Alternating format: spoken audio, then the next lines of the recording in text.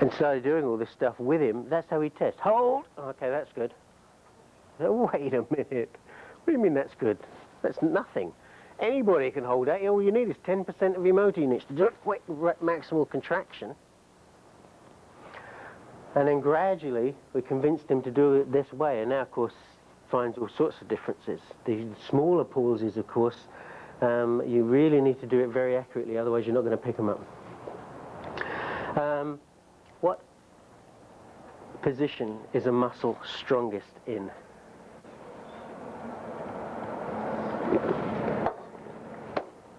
Short? Neurophysiological, okay. A movement is strongest in mid-range. Don't get the two confused. Why? Because its angle of pull is going to be maximal in mid-range. Look at the angle of pull there, look at the angle of pull there. Where's the maximum? There. But what about the biceps muscle? Where is it capable of producing the most strength? This is where we torture these poor rats and different things by taking their muscles out of their body, putting them on contraptions and saying, okay, does that contract stronger if it's long or if it's short? The answer is long. When a muscle is in its longest position, it's capable of producing most force. Yes. So in a short position, we have this muscle physiologically at a great disadvantage. If it's at a disadvantage and we ask him to produce maximal contraction, what's he going to have to do? He's going to have to use more motor units, isn't he? He's going to have to use more motor units if I get him in a short position. So when we're testing, if we can, we get them in a shortened position. Give them a disadvantage. We want them, especially these big hunks, we want them at a disadvantage. We want to be able to overpower them and at the same time recruit maximal motor units. Sometimes we can't do it. The leverage doesn't work out in a short position, like quadriceps. You get that knee locked in there, and as I said, like the soccer player, you cannot break them, even if you jump up and down on it. So we use leverage where we can't use a short position. But the idea is to test it in as short a position as we can, if it's possible. The other thing is our command. Let's have somebody that doesn't know what I'm about to say, so I won't use you, Randy. Oh, come out here for a second. Just sit there. Feel like a guinea pig? Okay, I'm just going to let this down a little bit.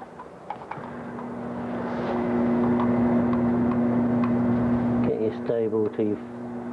Okay. When you're doing muscle tests, in a sitting position, make sure that the patient can reach the floor so they can stabilize and get everything.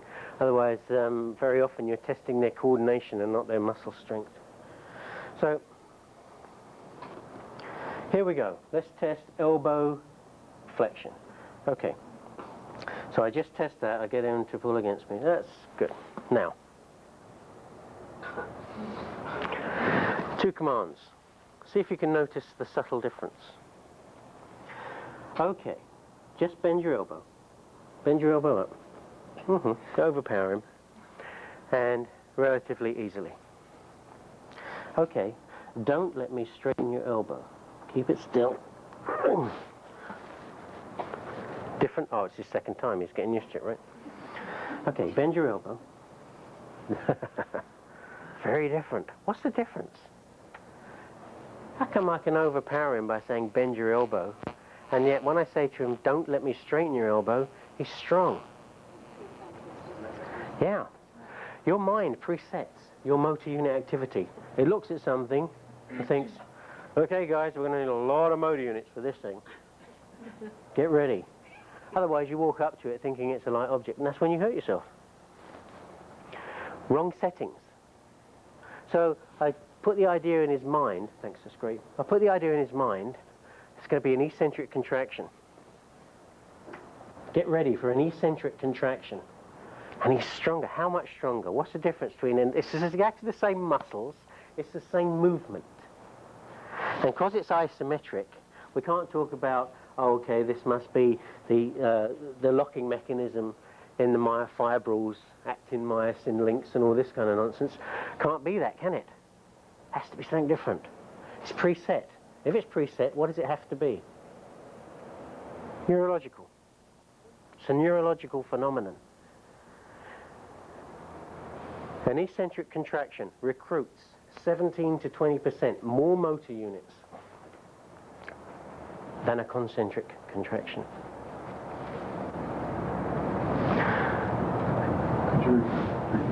Okay, a eccentric contraction recruits 17 to 20% more motors than a concentric contraction. How do we know that?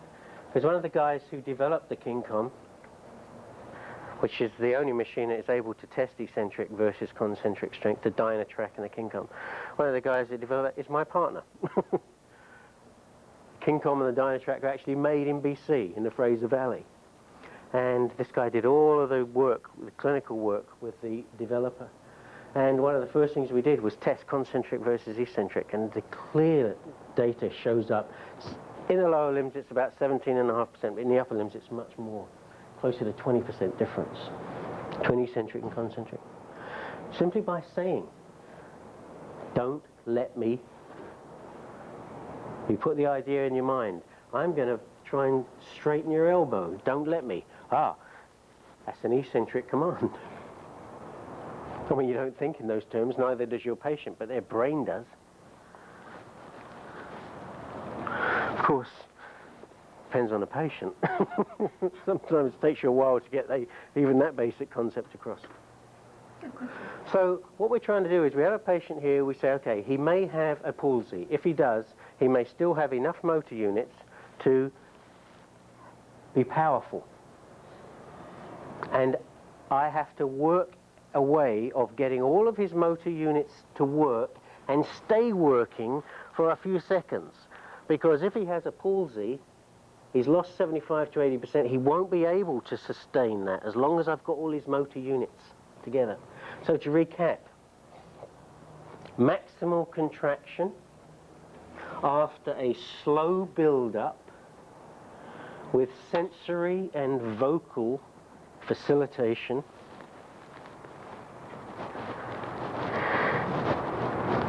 in a shortened position following an eccentric command. So yeah, muscle testing, key muscle testing is complex. It is not simply a matter of saying, okay, let's see how strong you are, push against me. It doesn't work like that. To get the accurate readings, we have to do it very specifically. Okay, Randy, can I use you now, sir? You're telling him to push against you elicits a concentric contraction. Is that right? Yep. Lie on your back for me.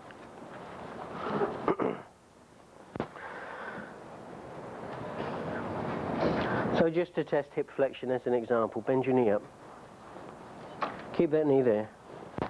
And don't let me push your knee down. Slow build up to a maximum.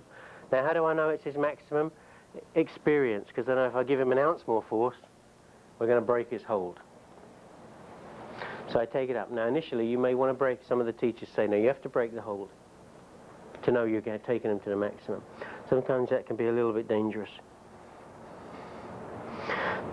Slow build up, if you like, to your maximum is probably going to be accurate enough, like hold, relax.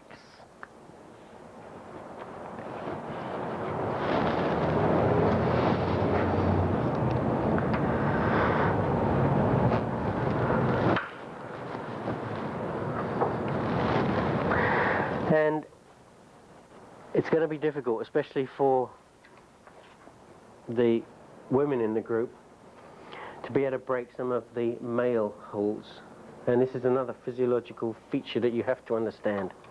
Watch your commands, you can get hurt. Didn't anybody run into that trivia question? You know the game trivia? There's a question in there which I found fascinating. I don't know how it ever got in there, but one of the questions is, which animal has the equivalent power output of a 25-year-old woman. So that's why it caught my attention. I thought, strange question. This guy must have some very interesting parties. The answer, 65-year-old man.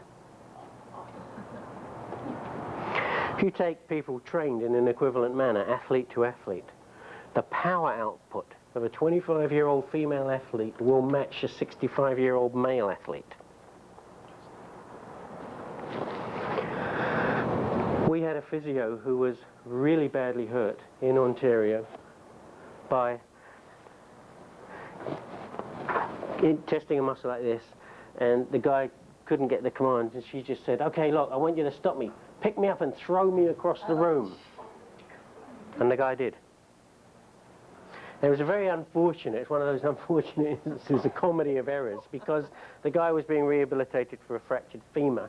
He threw her across the room. She hit the wall, went whack, completely unconscious, and he fell off the bed and broke his other leg. And the reason we got to know this was because this whole thing then came to court. Because this athlete sued the therapist and won. And the judgment that came down, following all of the expert testimony, was, as a physio, you should have known that a male athlete can do damage given the wrong commands. They can. So we're going to do all these tests in a manner which saves us, protects us as well as everybody else. Now, the heavier you are, the more your advantage.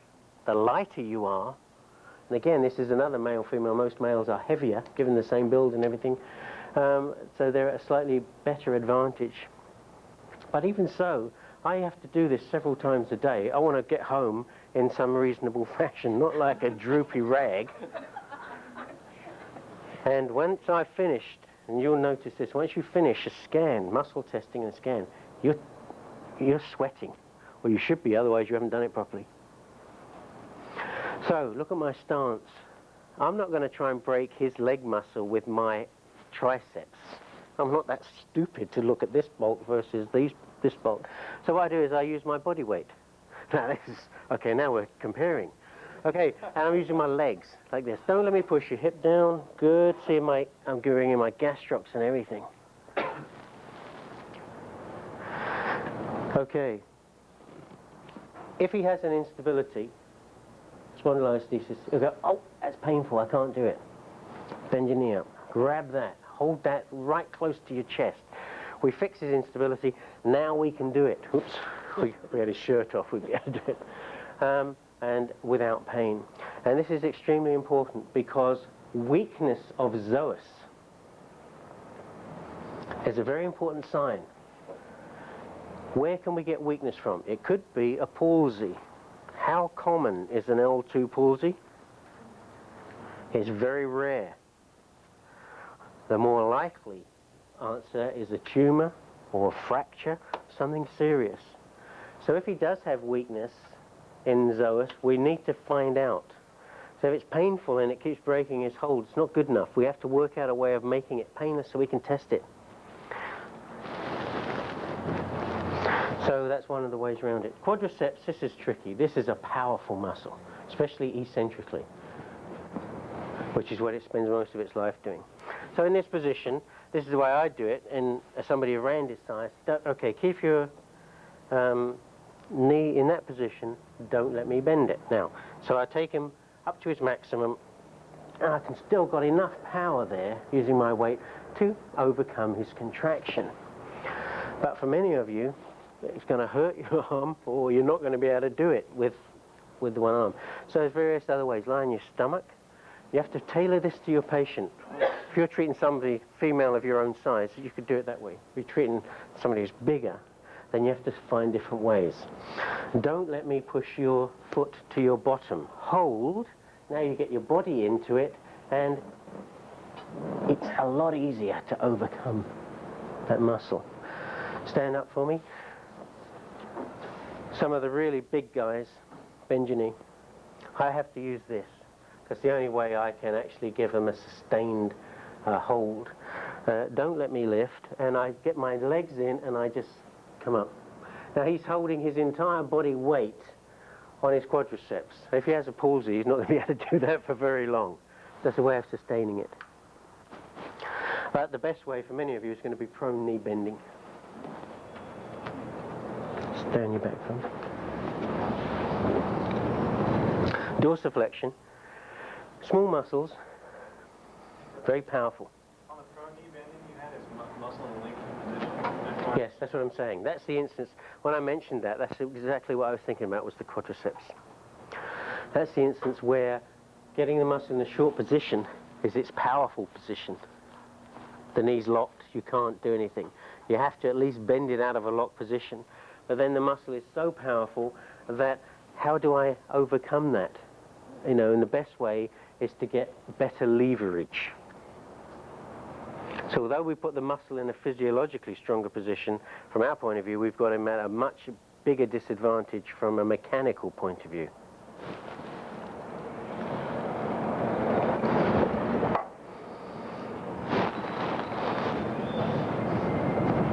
Dorsiflexion, pull your foot up for me, toes up towards your head. Good. Okay, now, don't let me push your foot down. Look at my stance. This isn't going to work.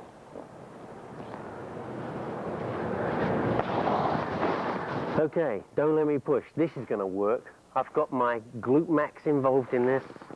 And even though I'm using my body weight and my legs, I can just about overcome that movement. As I say, take a male athlete, trained, you pull against him like this, he can hold with maybe 10% of his motor units, doesn't have to work at all, and you cannot break him. This is different. This is body weight and leg muscles versus his leg muscles, and you can probably match it. We take a more powerful group, the plantar flexors, we cannot break it, period. It is so powerful, and the lever is so short, we cannot possibly overcome that. So how do we get around that? Stand up for me. We will use multiple repetitions. So we're not going to just hold out for 3 seconds, we're going to do rapid movements. And in that way, hopefully, cause neural fatigue. So I use his arms like this, okay, lift one foot off the ground, go up onto your toes on the other one 10 times. Now, I'm not giving him my arms to lean on because I'm a nice guy. I'm doing that because if he starts to weaken, he's going to lean on me, and I'll think, okay, just do another 10, and then it will show up. Most of the time with an S1 palsy, you'll get maybe 3 lifts, and then it's dead. But sometimes, if it's a minor palsy, you have to go up to 20 times. Back on the bed for me. So that's an example of the different ways we have to test to overcome some of the power. What about the little muscles? So, okay, we're doing his extensor hallucis. Now it's like, okay, now we get our own back. Don't let me bend your toe. Well, of course, you can overcome it very easily, you know. So use your fingertip. You want his maximum contraction in a controlled fashion, so there's no point using a lot of force. You know you're going to overcome him. One of the problems is the tendon of the extensor hallucis is bound down by retinaculum at around the distal part of the metatarsal or the proximal phalanx. So pull up for me. There's this, I don't know if you can actually see it, you can feel it. There's a retinaculum. Sometimes in sprains or athletic injury, that ruptures. So they don't have that and they lose the advantage. So what you do is just routinely hold it down, the tendon down to the metatarsal, to give them that advantage anyway, so you don't have to worry about whether they have it or not. Now, don't let me bend your toe. Nice strong contraction. Watch what happens if I don't do that. Don't let me bend your toe. He can't hold it at all. I mean, he's just quite stretched, so I can't. What does that mean? It doesn't mean anything. I can feel he's contracting, but is he weak? This way, hold. No, he's strong. Now I can take him to his maximum, hold it for 3 seconds, 4 seconds. I know it's his maximum because I can feel I'm just about to bend it there. So we use an appropriate stance and appropriate leverage according to the muscle group that we're dealing with. Hamstrings, again, another powerful group of muscles. The most effective method is to do the prone knee bending. So lie on your stomach for me. In this position, don't let me push, hold, where you can get some leverage involved in that. One of the problems with that, of course, is it tends to often give them Charlie horses as they're contracting, so it slows you down a little bit while you get rid of the spasm. Lie on your back. And if they have a painful knee, it's not a good technique, come close to the edge. The one I use routinely is this one. I get my hand here, just really to hold it, but I'm going to be lifting with my body. And fix the knee here. And don't let me lift your foot up. So I can just straighten my legs and hold him there. So, and hold that for a few seconds, relax. Again, using his body weight to give the force, rather than me having to apply it manually. Lie on your side. The L5, looking at the hip abductors from this position. Remember, the person is being tested because they have a back condition. They have a back condition because they're probably weaker in the back than they would normally be. When we test abduction like this, we are assuming that the pelvis is stable. And the pelvis is being stabilized by which muscle particularly? In this instance, quadratus lumborum. Well, quadratus lumborum, of course, will weaken if you have a lumbar problem. So what you may be testing inadvertently is side bending of the lumbar spine. So get your hand here, you fix it, get on top of it, push that pelvis down, and then you come above the knee. Some severe injuries have occurred with people using this length of lever. It's very tempting, especially in the big guys, but it can be very harmful. So we're just above the knee, pushing down like so. I go right onto my toes, I lean over on the top of him, and then I just let my weight off to come down.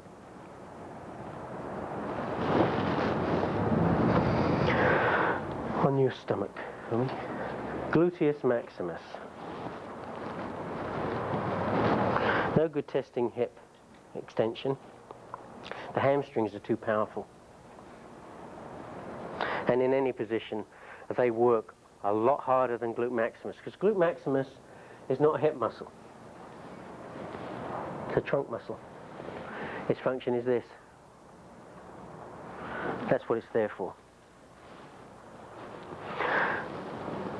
So testing the hips doesn't work. But Cyriax ran across something that was very, very interesting. He noticed that in pauses of S2, the ability of somebody to tighten their buns was lost.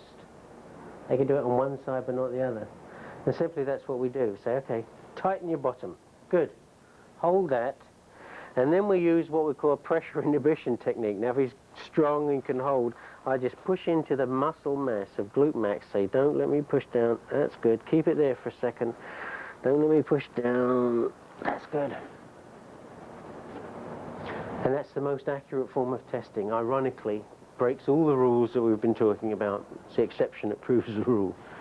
But if you try and test it any other way, and we've done that on the Dynatrack and King Kong, you cannot get the hamstrings out of the picture, and they're too powerful. So if they're functioning normally, they can give you a false negative testing hip extension. So this is the best way. Somebody has an S2 palsy, has a very flabby bottom on one side. So I suggest you look at them, you see the buttock drooping, a couple of inches down. The reason is it's lost its tone from the palsy. When you do this test, they can't tighten. It feels floppy. When you push in, there's no resistance.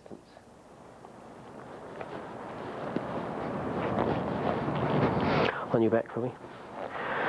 The other S1 muscle that we've tested is the everters, and you look at that, and one of the problems with eversion is a very short lever, just the outside of the foot to push against. And again, it's no good doing this because you cannot get enough force. So what I do is this one, put the heel of my hand on the outside of his foot, and in the squat position I'm going to use my body twisting like this. Don't let me turn your foot inwards. Hold against me. Come on, don't let me turn it. And now by using my legs, my right leg is doing the work, I can overcome his hold.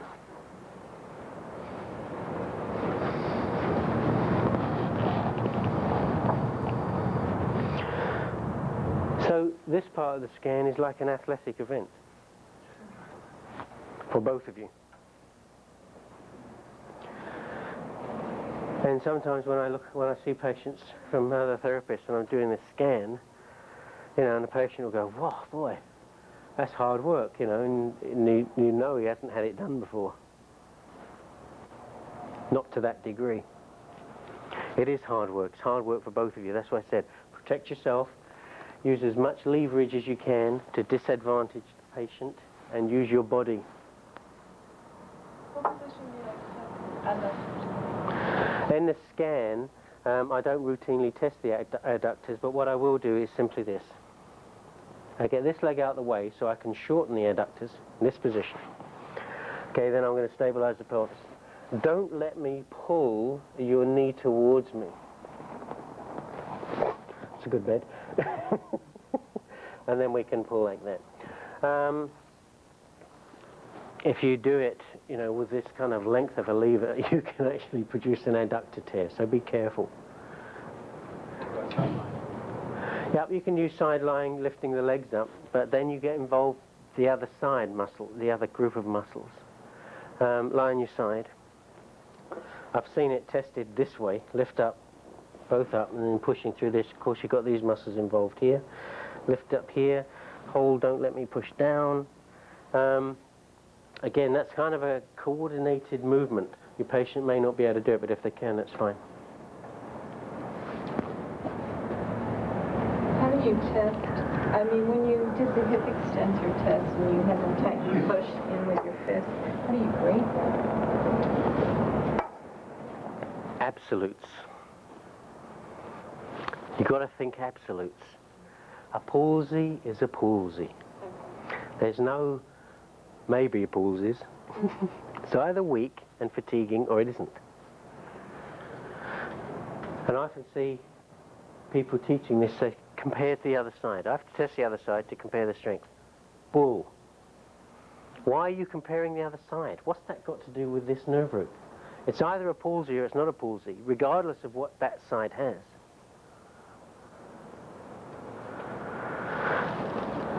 I mean, if I were to compare your sides, I'd really be in trouble, right? So each limb, each muscle group is tested on its own merits. Okay. Suppose you're trying to decide, you see a patient acutely and they do have a palsy and you're retesting again to see if it's getting worse, then what do you do? Yeah, so you're looking at between 2 and 0, right? On the, grading it. Like a 2 you can overcome, so that's obviously a weaker muscle. But it's not a matter of, to grade a muscle, you have to be able to move the joint. But we're not moving the joint. This is an isometric contraction. We're taking it up to its maximum and keeping it still. Right. And we're saying he can hold a maximal tetanic contraction for 4 seconds. Okay. Or he can't, which is a palsy. If he is getting worse, we've already picked up the palsy, we cannot pick it up worse or better. Other than the fact that you'll notice that last time he was able to hold for 2 seconds, and this time he can only hold for 1 second, that kind of thing. I'll show you in a minute how we do repetitive testing, and that may answer your question a little bit more. But it's very important to realize that we're testing a different thing from muscle strength. We're testing nerve conduction. So we don't have to grade the muscle because it's not relevant in this instance. Look, for example, at somebody who broke his leg. Okay, fractured his thigh, and now he's coming in with what looks like a lumbar pain. Last year fractured his thigh. So we look at this and it's wasted compared to the other side. So for one thing, that's useless to compare one side to the other. It's not going to help me. How can I take this weakened muscle and know if it is a palsy? It's going to be weak, right? So how do I know if a weak muscle is weak because of a palsy or because it's a weak muscle? We'll look at that in a minute. So, on your back for me. Just to run through again in the sequence, we'll practice that before we have a break. Bend your knee up for me. Okay, don't let me push your knee down. Come on, hold, hold, hold. And relax. Okay, just keep your heel off the bed. Don't let me push your heel down to the bed. Come on, hold it, hold it, hold it. Relax. Pull your foot up for me. Keep your toes up. Don't let me push them down. Come on, pull up. Pull up. That's good. Hold it. Relax. Pull your big toe up. Don't let me push down. Relax. Turn your foot out. Don't let me push your foot in. Relax. Lie on your side, facing that way. Bend your underneath knee. Lift your leg up for me. Don't let me push your knee down to the bed. Keep it up, keep it up, keep it up. Relax. On your stomach, notice the first one, of course, that we do, which we're doing standing, is the gastrocs. Needs to say, okay, bend your knee up here. Now, don't let me push your foot down. Hold it. I think most of you are going to prefer that test. And relax. Tighten your bottom up for me. Squeeze them together. Good. Hold it there. Don't let me push. Keep it tight. Don't let me push. And relax. Got the idea? It's physical. It's loud. You're an authority, and you've got to make that quite clear to your patient. They will do as you tell them. Otherwise, this whole assessment is a waste of time. What's your alternate for L4? Ah, good question. You can use the hip abductors, which are basically 4-5. You can use the quadriceps, which are 3-4. The one I use is inversion. Lie on your back. In some books, actually, they put this down as S1, but I'm not quite sure why. Because certainly in L4 palsies, this is one of the muscles that goes with a dropped foot. Okay? With a dropped foot, that's what you're going to find. You lose dorsiflexion inversion. Those muscles always work together as a set anyway. So just turn your foot in, hold, don't let me push your foot out. Same as testing eversion.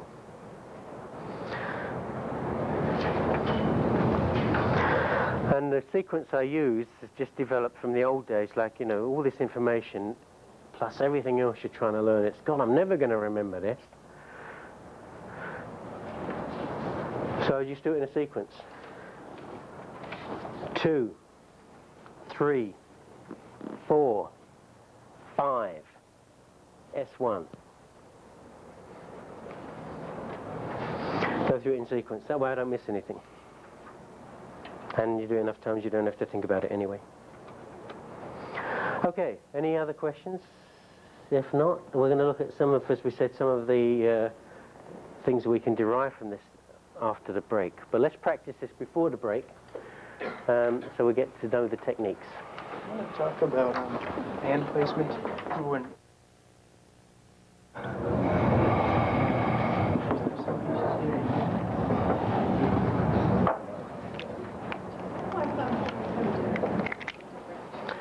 Okay,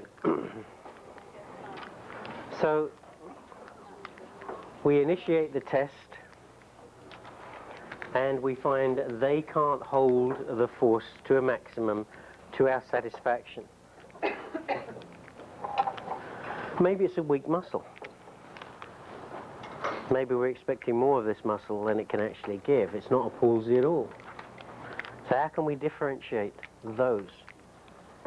We use repetitive testing.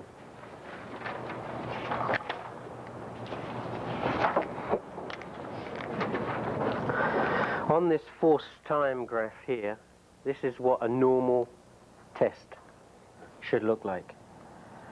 Say to the patient, don't let me push you, hold it, hold it, hold it, hold it, gradual build up and then to a maximum, and they hold in terms of seconds indefinitely. Okay.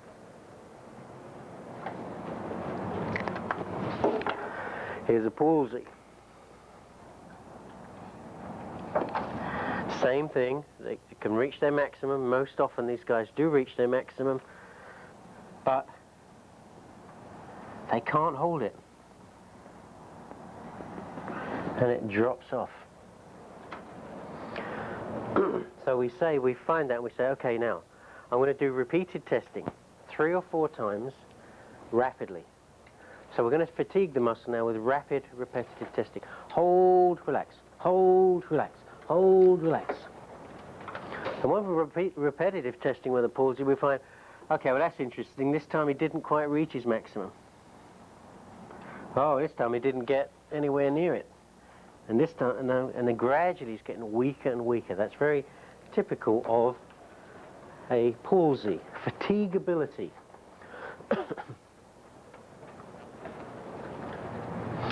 So this is one of my questions about grading. How do you grade that? Are they getting weaker with every test? Where are you going to put your grade? This one or this one? So, say most palsies on your system, by the sound of it, that you're using, we'd be putting about 3 or 4.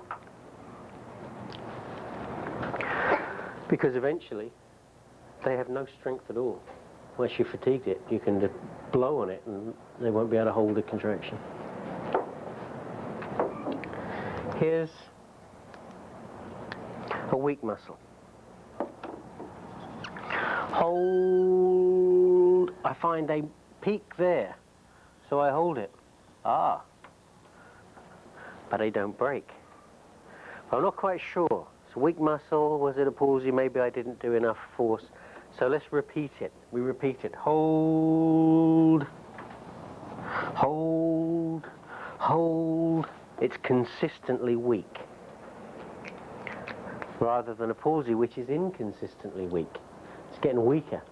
Progressively weaker with repetitive testing. A weak muscle, for whatever reason,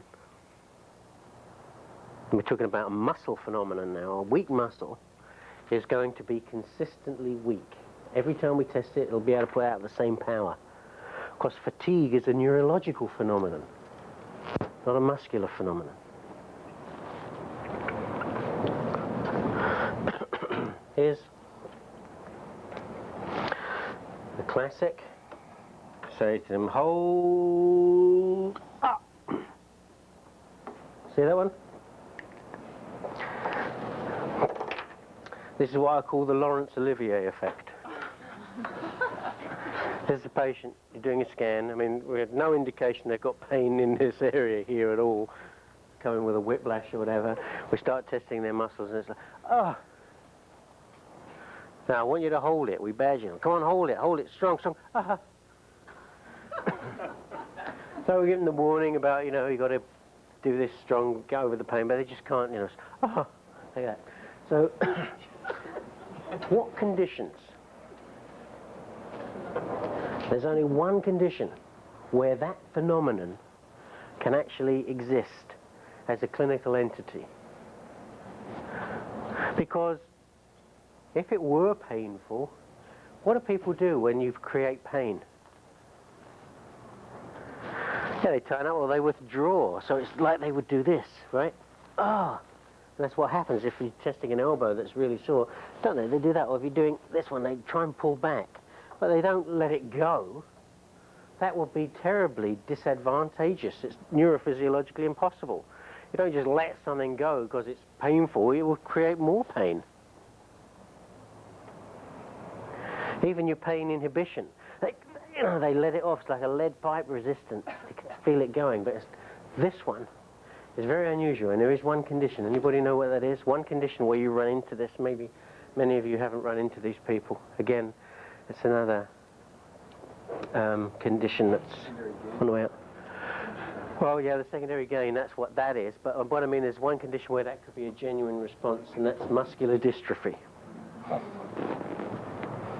The muscular dystrophy patients, they hold the maximum, and it just neurologically switches off. They can't hold that contraction. So that's what I say to the patient. I look at them and I say, well, I've got some bad news. I don't think I can treat you. And they say, why? And you say, well, you're either crazy or you've got muscular dystrophy. You should go and see somebody else. Get rid of them. Because if in the initial treatment I'm getting this kind of response, what the hell am I going to get when I start treating them? Never mind, you know, in the assessment, and they're not going to do their exercises. The whole thing is obviously some kind of game to them, so I don't tolerate that. I'm very strict. What do you actually say to them now? I say to them, I think you need to go back to your doctor, and because there's nothing I can do for you. And then I'll phone the doctor and I say, you know, this guy is as genuine as a $3 bill, and I've got better things to do with my time. Well, how would you document it, though? I mean, would you... Inconsistent findings, query, I put litigitis and all these other things on there. So that if ever anybody requisitions my records, it's right there. Do you ever call it let go weakness? I mean, you determine a certain type of weakness, like a let go, or any terminology? No, I just call it it's an inconsistent finding. In other words, it doesn't fit any known pathology. If I've been referred the patient from another therapist, then that's a bit different, because you know, you have to be careful, because there's another relationship involved there. So I'll just go through the rest of the assessment, and then I'll talk to the therapist and I'll say, you know, I don't think this guy is genuine. And these are the reasons. There's various tests that we do, and we should document them really and put them in a list, but for insurance cases especially, there's certain things you can look at, and if there's enough of them, you know this person is being fraudulent. One of the classic ones, in the neck especially, but in other areas, is how much movement does the patient offer? You say to the patient, turn your head to the left, and they go, you know, you ever noticed that tremor? Thank God, if that was a painful neck, that would be really painful to do that. So what you do is you say, like that, or when they're in lying, you roll the head from side to side so they don't know what you're doing, and you think, do you know? They gave me 10% of the actual movement they have. Anybody in pain, severe pain, would give you more. They'd give you like 80%, right? And they'd be blocked, and you couldn't get past that, or maybe a little bit. So what I do is I say, if anybody gives me consistently, less than 50% of their actual available movement, I think they are trying to put one over on me. Cliff Fowler, I mean, we joke about this, but I actually saw him use this on a patient. He calls it the Wasatch test, where, you know, you get these patients, we were looking at this patient together, it's like, does this, and Cliff goes, my God, what's that? What? You know, and then you get the patient, and you say, turn your head to the left, and they do the same thing. They're so stupid, they don't even know what's happened. So a lot of the patients, of course, are unaware of the fact that we know, when you've seen enough pathology over enough years, you know what it looks like. And you know what these other patients look like. They're very different. So there's other tests. This is one of them. This, you know, inconsistent give. I mean, if I have a patient that does this consistently, that's a pain inhibition curve. The guy will go, ah! He'll let it out slowly, like that. But it'll be the same each time I do it. It's not going to fatigue. So that's a normal curve. But this sudden, like that, very unnatural. And as I say, no neurological reason for it other than they have muscular dystrophy. So I let them know that's a possibility and they should go back to the doctor.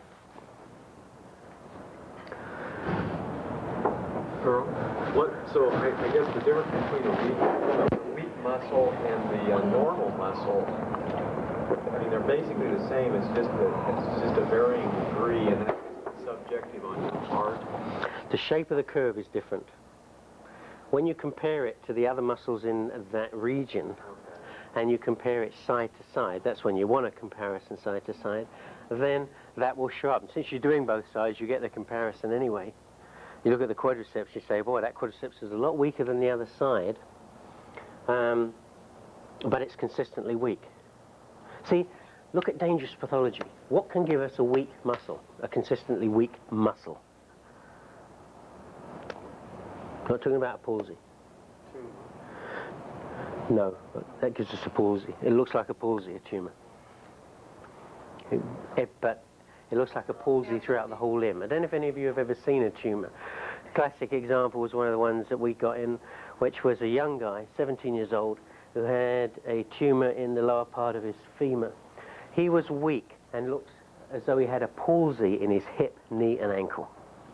Every muscle group we tested on this side of his body reacted like that. Weak, and when repetitive tests just gave way. So tumour actually looks like multiple palsies. It's quite genuine. That curve, the curves are there, you recognize the curves. But it's too many muscle groups, too many joints. And that's, you sort of lean back, and the thing that really ticks you off is you know this person's been to other therapists and nobody's done a damn test, which would have picked it up months before and possibly changed the prognosis. But those are the things that, this is one of your functions.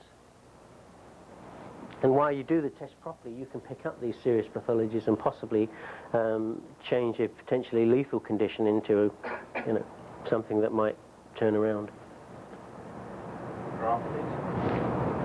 So what gives you a weak muscle?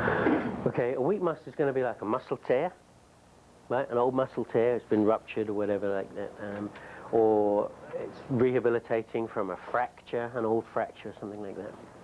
In other words, this is minor, I call that minor pathology. It's rehabilitatable and it's something that's been there for quite a while. So it's not life-threatening. It's not health-threatening. Look at a palsy on the other hand. What are we looking at? We find palsies, tumours, fractures, fresh fractures, subluxations of spinal joints. Now, up in the craniovertebral region, that of course could be potentially lethal. Neurological damage. What is the neurological damage? Is it a tumour? Is it a disc bulge? Is it a disease like MS? What is it? Doesn't matter, does it? You can't treat it.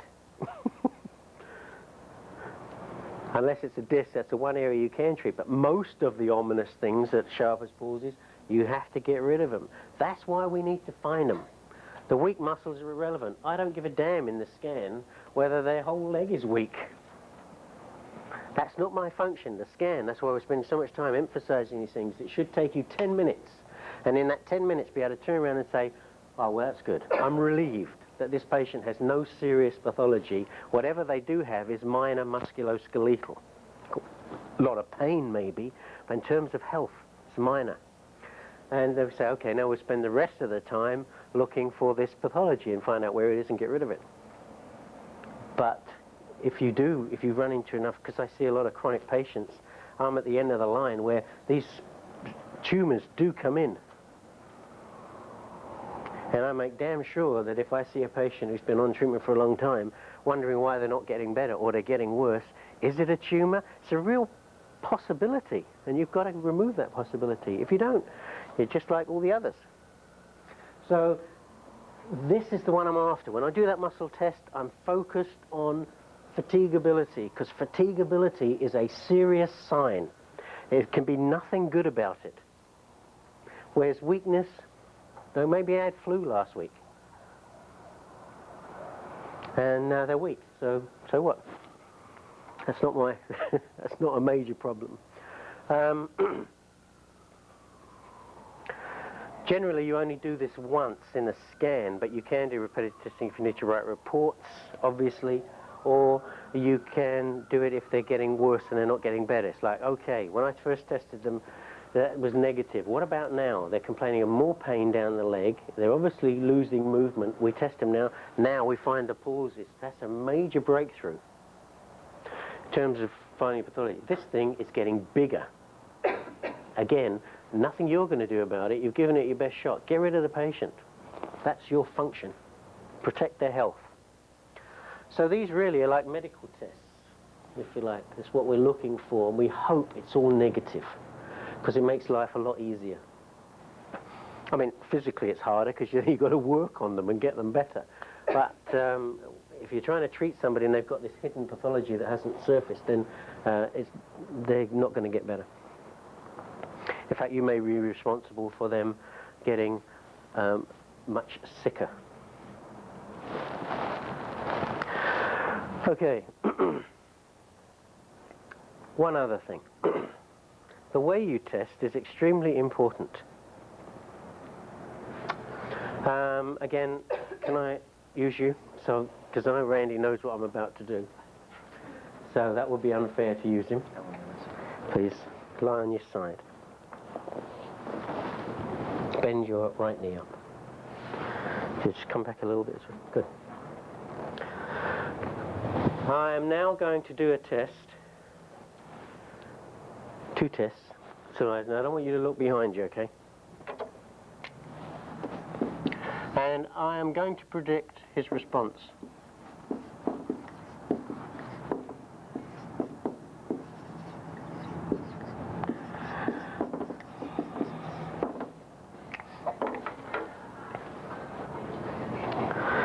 Okay, lift your knee up for me. Now I'm going to try and do these in what look like identical ways. But there will be one subtle difference. And I want you to see if you can pick it up. Okay, don't let me push your knee down. Hold against me. Hold, hold, hold. Relax.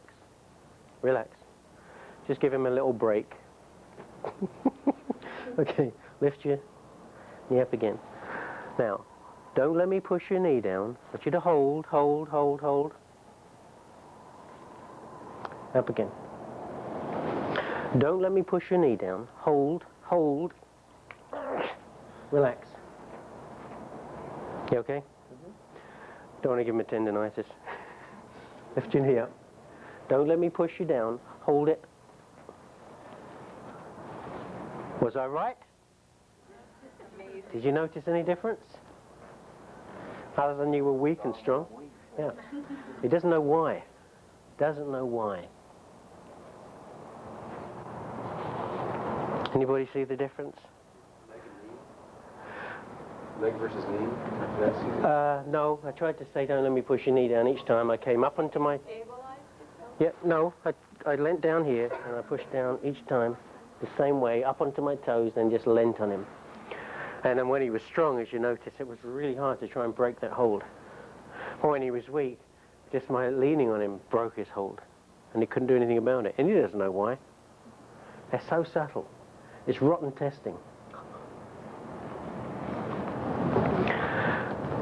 In the first one, don't let me push your knee down. Hold. He's strong. Relax. This one, get your leg up. Don't let me push down. What's the difference? Me. I'm up against him. I touch him. That's all I have to do. I touch him and he goes weak. This works male to male, female to female, male to female, whatever. It doesn't matter. It's a physical thing. It's not a sexual thing.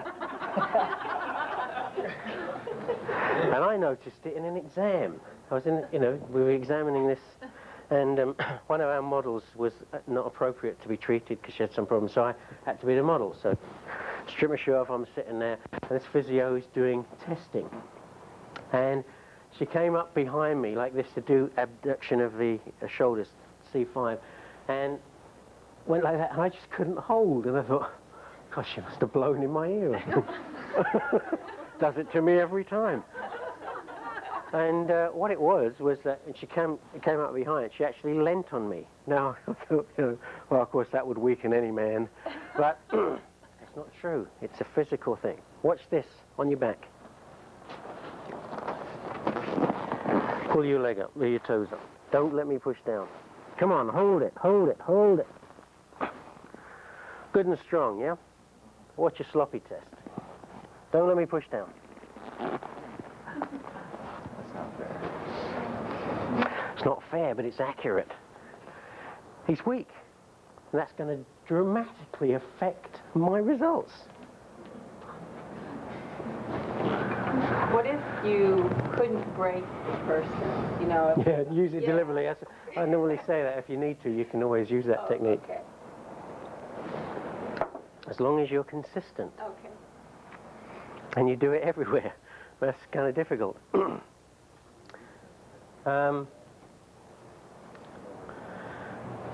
This is where we get into these areas, like, you know, in terms of make sure you're doing the test. You notice with all the tests, I was very distant, no touching, no leaning on him.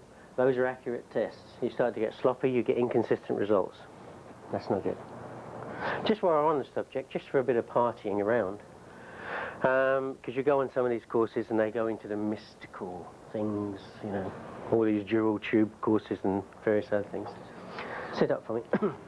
In a level 5, if any of you are brave enough to go that far, swing your legs over. We do a course that is literally into these other areas, using, actually you can switch now, I'll use Randy. I'll demolish him.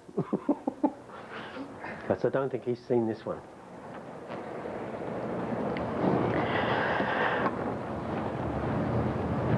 While we're into all of this pragmatic stuff and absolutes, I want to show you some of the less absolute material that we'll run into. Lie on your side for me. I'll use the same muscle grip, head to the other end. Good. Bend this knee.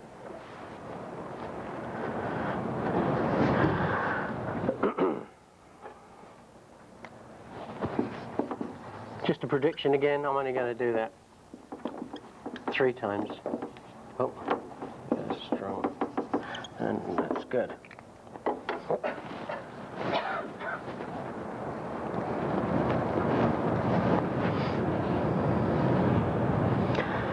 Keep your arm, just keep your arm there for me.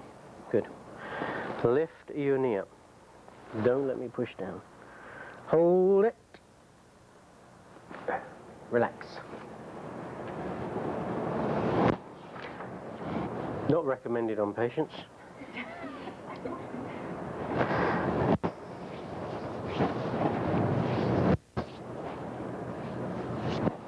Okay, get this knee up. Don't let me push down. Come on, Randy, you can do better than that. Not touching him. He'll tell you if I touch him. Come on. Come on, let's go. Okay. Now, I'll explain this in a minute. Okay, get this leg up. And hold it.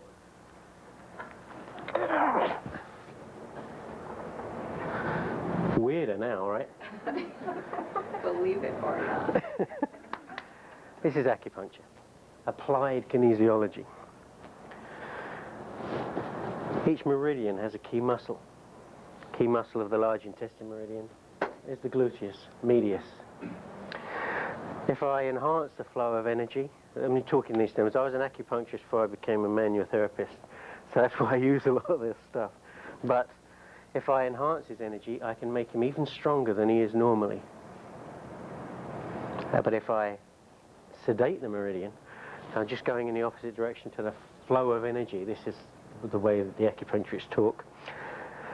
Then I can weaken it. So there's a lot more out there that you are going to learn, and a lot more weird stuff. And to me, because the way I was sort of brought up professionally, thinking in terms of balance, energy balance within the body, and that's very real.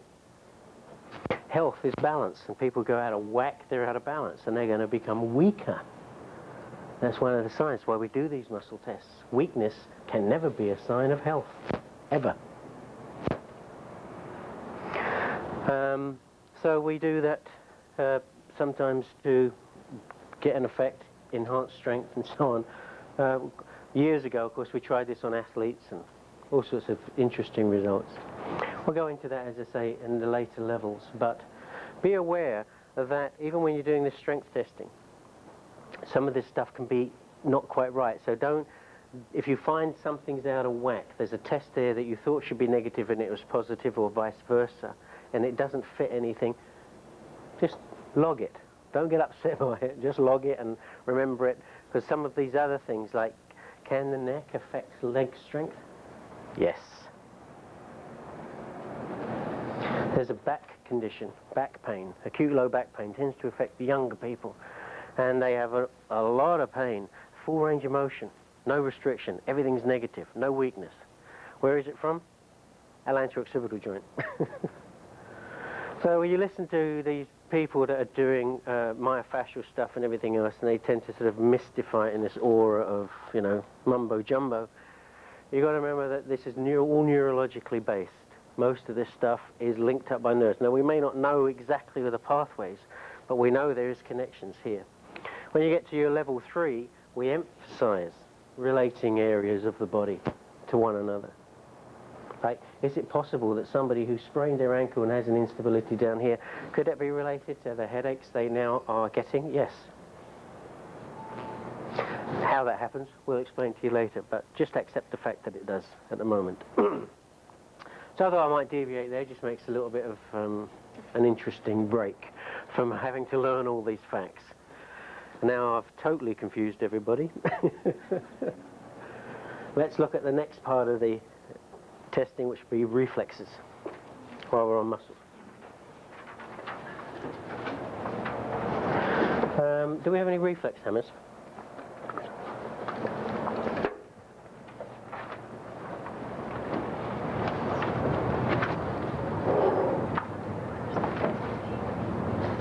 Great. Reflex testing, or tendon jerk reflex testing, is done to test the monosynaptic reflex. Goes from the muscle spindle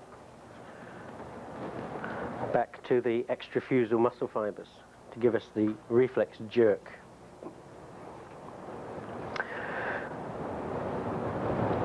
In the lower limbs, it's one of the first things to go. So we can often lose a reflex and not have a weak muscle, or not have an evident palsy, and the palsy will come in later. In the lower limbs, once we've lost a reflex, it tends not to come back, even though the person is fully rehabilitated. The upper limbs is quite a different story. Even in the presence of gross wasting and terrible weakness through palsy, the reflex can still be there, and often is quite brisk. And even though it may disappear with, as the palsy encroaches more and more, it can come back, and frequently does. So they're quite different. When we've asked the neurologists to explain that, the only thing they just shake their head and say, it must be a length phenomenon. That's the only thing that separates them. It's the length of the neurons. It must have some bearing. Lie on your back for me.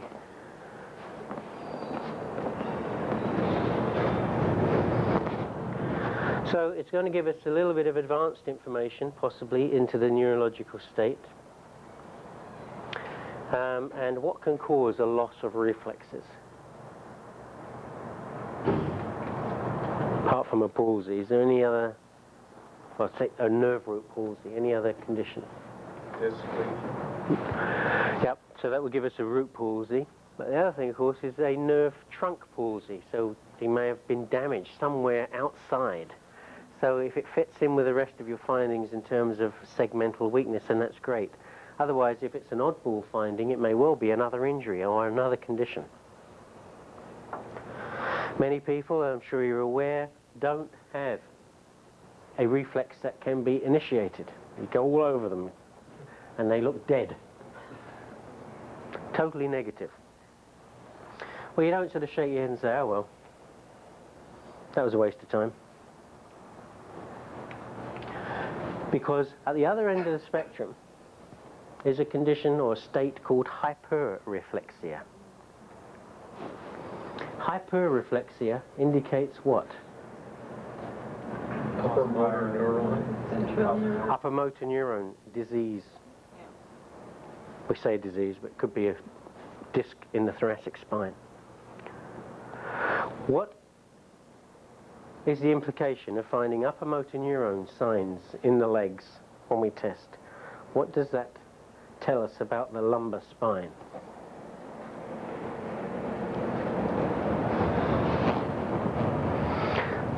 Tells us it's probably not involved. Where does the spinal cord end? Yeah, about the mid-body of L2. So discs 1, 2 hardly ever happen.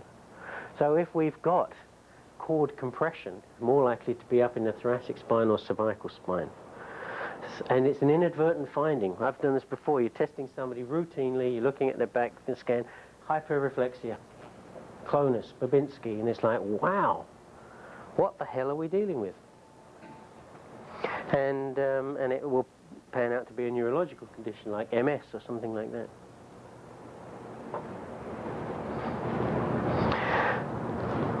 So when you find negative reflexes, it means they don't have upper motor neuron problems.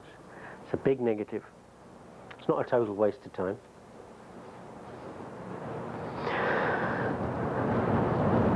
The important negative is the one that is the odd man out.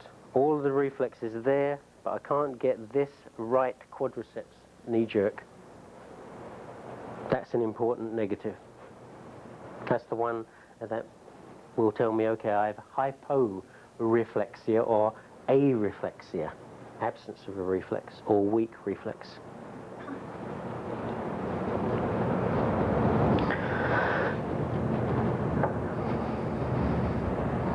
We can't do the L2, unfortunately. Take an awful hard whack to stretch psoas.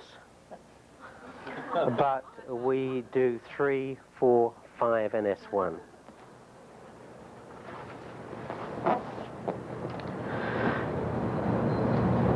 There's a lot of discrepancy in terms of how many times do you do the reflex.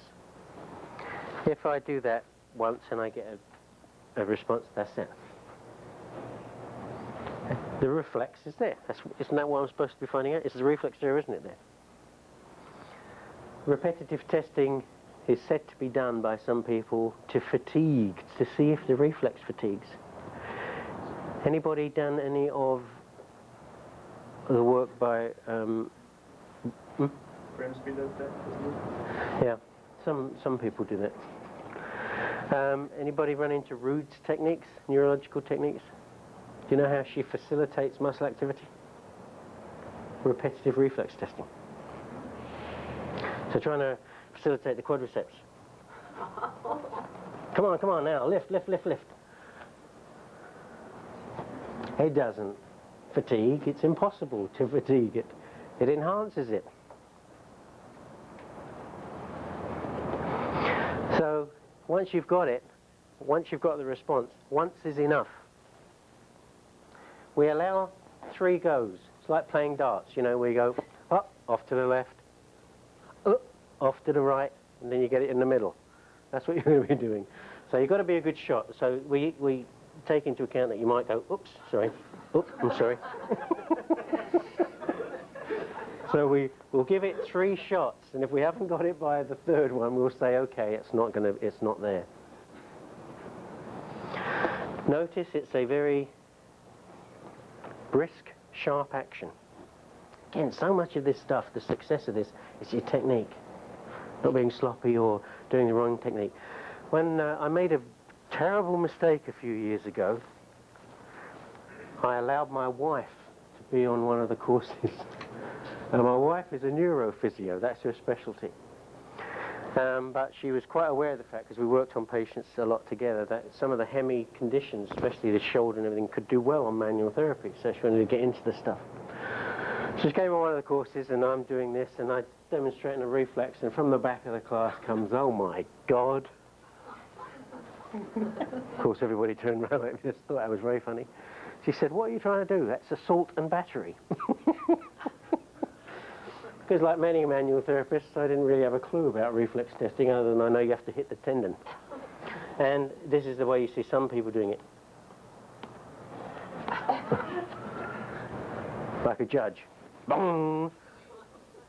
If you do that on some people, Randy's quite brisk, but in some of the people who don't have such brisk reflexes, you won't get it.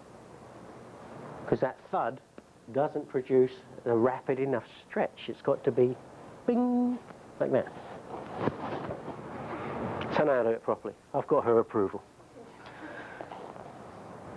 So it's brisk tap, like that. Once I get the reflex, that's fine. L4, I squeeze into the adductor mass, going for adductor longus, with my fingers over the tendon, and I hit through my fingers. There's the reflex.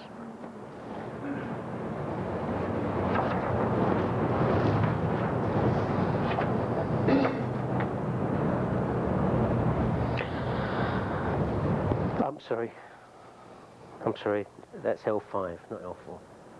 The crossover in that part of the adductors is where you're getting a crossover between the hamstrings and the adductors, and for some reason that supplies 5. 4, of course, is the dorsiflexion, where we tap over the tibialis anterior. And all you're watching for is that tendon response there, where it goes into a little bit of inversion and dorsiflexion. What level was that again? I'm hitting, that's 4. So it's 3, 4, 5, and then S1. Sorry, that was my mistake. Hope I didn't confuse anybody. So what I'm doing here is I'm aiming over the navicular, which is where the tendon attaches. Which tendon was that again? Tibialis anterior, which of course is L4. S1, pull the tendon into a lengthened position so it's fairly tight, but notice again, hand position. There's another nag, nag, nag. Your neurotherapists like that. Don't do this, because it will produce the wrong reflex activity. Under the ball of the foot only, with as few fingers as necessary, and then pull up. Sharp tap on the Achilles tendon.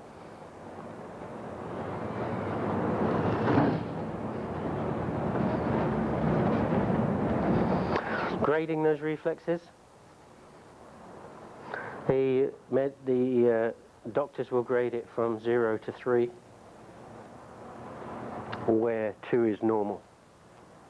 3 would be hyperreflexia, 1 is hyporeflexia, 0 areflexia. The neurotherapists in Canada, in a way, grade 0 to 5, where 3 is normal. And then the reason they do that is that 4 is exaggerated reflex, 5 is hyperreflexia. What's the difference? One's a sign of spasticity or upper motor neuron disease. Exaggerated reflexes can occur as a result of irritation in the spine. It's called a facilitated segment. The reflex is no faster than normal, which you get in hyperreflexia. All that happens is you get too many motor units involved, so you get this strong contraction, much more so than any of the other groups.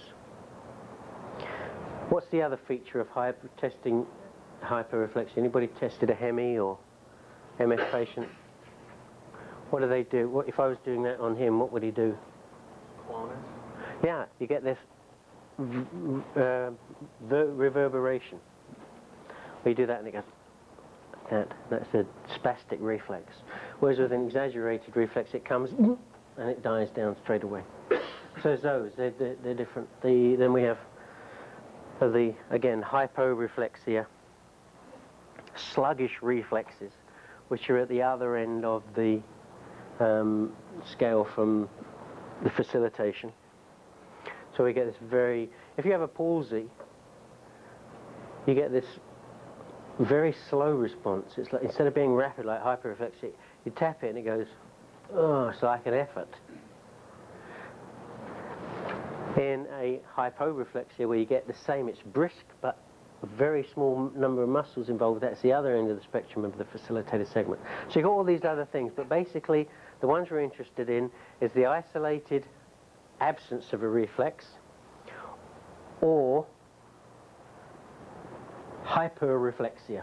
That's the ones we're interested in the scan. Other neurological tests or reflex tests that we'll do, again for upper motor neuron, is clonus.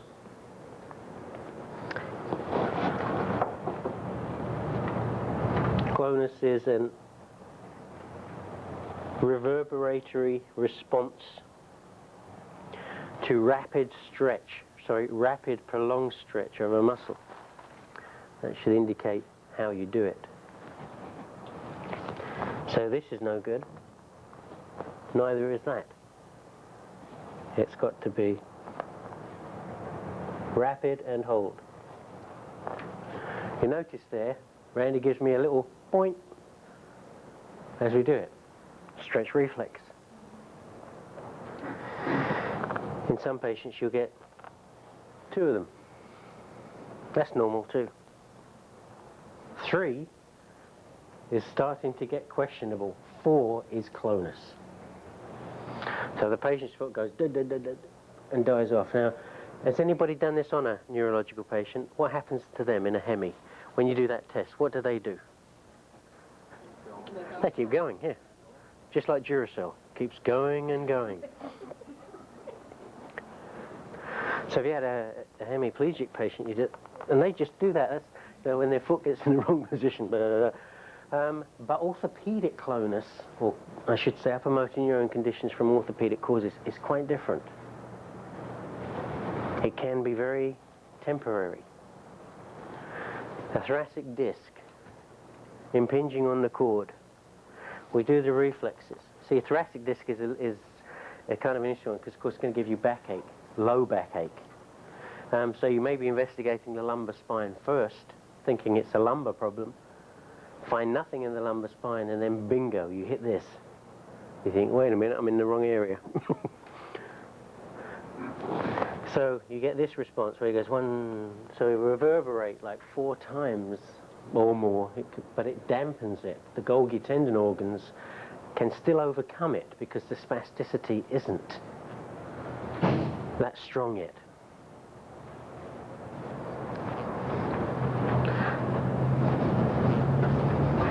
Earl, so doing that, having clonus like that on dorsiflexion could be an upper motor neuron and a thoracic. It's an upper motor neuron condition. If it's associated with back pain, which was associated with some kind of injury, lifting or whatever, then my mind is ticking over. I have to complete the lumbar scan. I'm in the middle of it anyway. I'll keep going on that. But in the back of my mind, I'm now thinking, boy, I must get up into the thoracic spine and start looking at that. What other test, of course, would have been positive already if it was a thoracic disc? Yeah, the dural test, especially the slump test. Some of you young patients who have thoracic discs, the slump test is the only test that picks it up. And the key feature is they're dorsiflexing their leg like this, and they're feeling it somewhere in here. Not leg pain, right up in here. They're saying, oh yeah, that really hurts my back. Putting all those things together, positive slump, hyperreflexia, it'll be enough for me to phone the doctor. Babinski's response.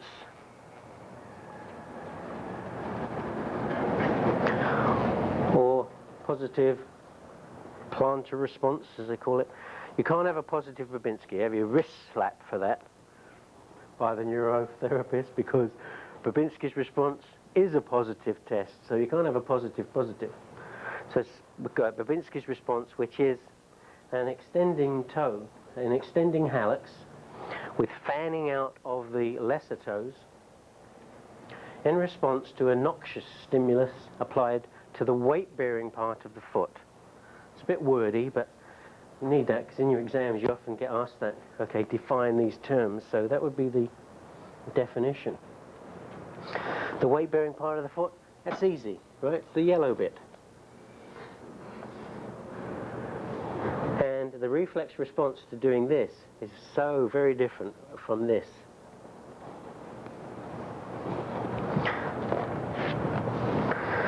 Noxious stimulus, I like that term.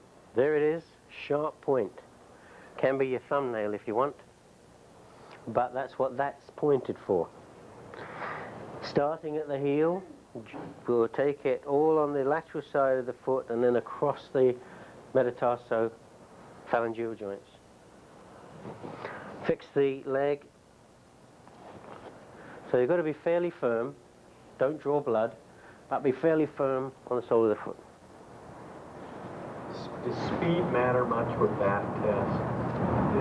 You know, the speed No. at which it's elicited, of the movement, of the... No, I think it's just done at a reasonably slow speed. People with very ticklish feet, of course, they'll do with a withdrawal response. Concentrate on the toes. That's what you're looking at. Look at those toes. Never mind this business, this response. We can get similar responses in some of the more chronic conditions, especially neuro, by doing a squeeze on the tibia. Very painful. Squeeze like that, you get the same Babinski's response. Or what they do is sometimes they rub up the with your knuckle, rubbing up on the shin. I mean, the noxious stimuli, and that's the response to it. We can also get clonus in a more chronic case in the quadriceps. Sometimes you don't get it in the calf muscles, you get it in the quadriceps. So there's an alternative one just to show you, is to take the patella down like that. Same thing, a rapid movement and hold. And you get that kind of response.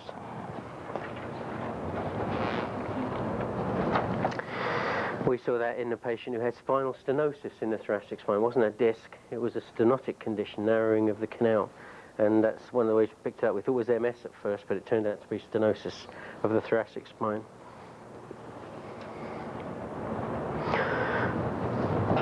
Okay. So those are the reflex tests. We'll practice those, see how good you are at picking them up. And of course I'm demonstrating on one side, but you always do both sides, not to compare necessarily, but just to make sure that all muscle groups are tested. Any questions? Okay, let's practice. So where are the hammers? Go on. Okay, there are the hammers, so let's go. This one's been worn down. Okay, Randy, can we just... So now we come to the sensory testing.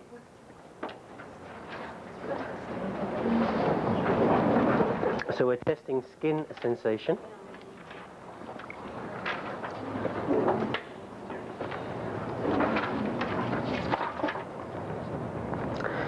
And for this we need to understand the various sensory pathways that we have. And we have a spectrum of sensation ranging from what to what. Okay, well, you can't feel nothing. What's next to nothing?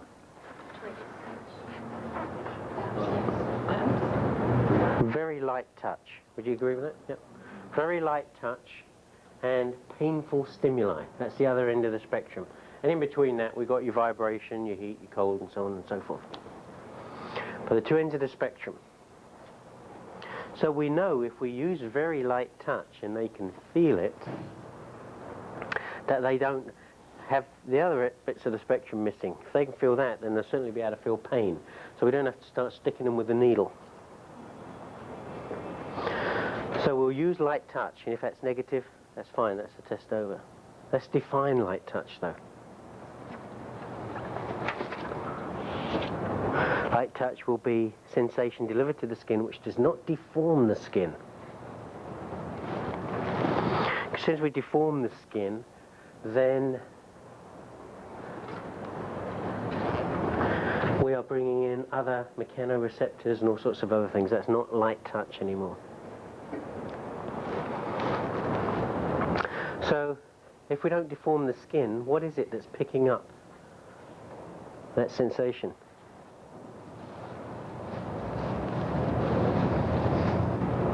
If I do that, what is it that's picking that up? Sensory. Where? In the hair, yeah. Normally it's the hairs that are picking it up. Which is why you can't use that soles of the feet. No hair there, have you ever noticed?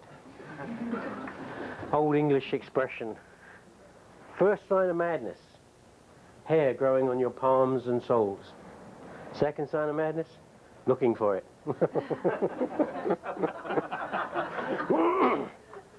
So, we have to use a different test, in other words, when we come to the foot. We use our finger.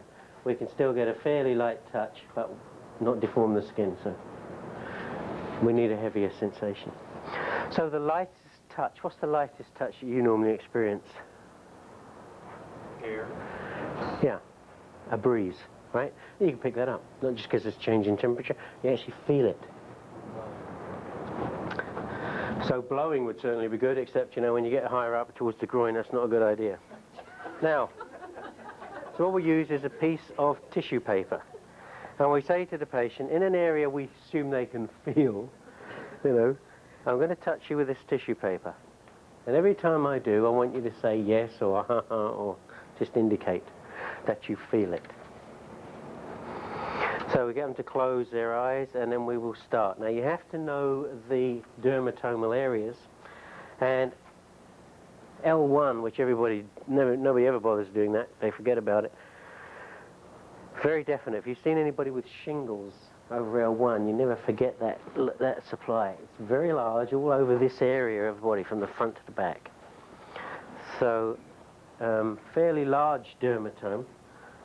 So start up in this area, just with some light strokes.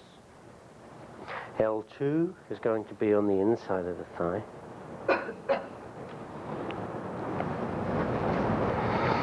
L3, fairly long, can go all the way down to the ankle.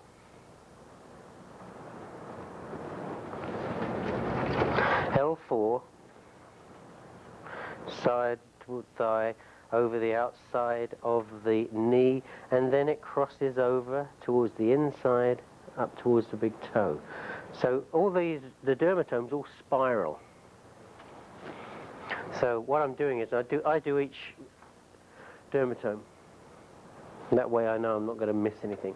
The worst form of testing is this. Because of the dermatomal overlap, you will not find any positives. Makes life easy if you don't find a positive, but it's not very good therapy. So we're following the dermatome round. That's L4. 5, and that's when they have a similar supply above the knee, so we don't have to retest that. But at the knee, here's 5 coming down the front of the shin, and then over to the middle 3 toes. Here's S1 coming down the side, going to the little toe. Testing the foot.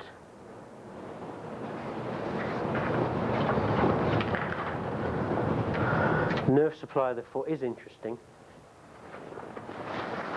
Helps us sometimes to separate some of the peripheral injuries from nerve root injuries.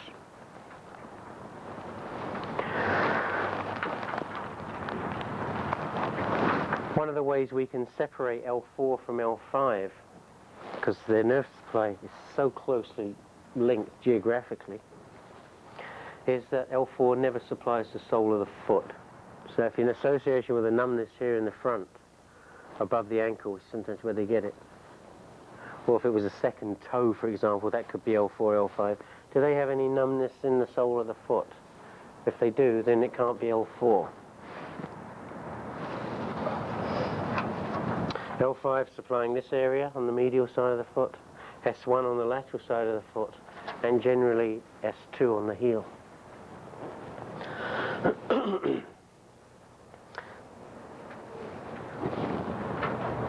If I find an area where he doesn't respond, so look at a typical L3, which is sometimes around the knee, you pick it up, and he doesn't say anything, go above it, below it, yeah, I can feel that, yep, yep.